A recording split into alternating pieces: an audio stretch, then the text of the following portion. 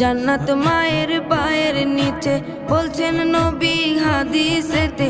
জান্নাত মায়ের পায়ের নিচে বলছেন নবী হাদিসেতে। দয়াল নবীর কথা তোমার ভালো লাগে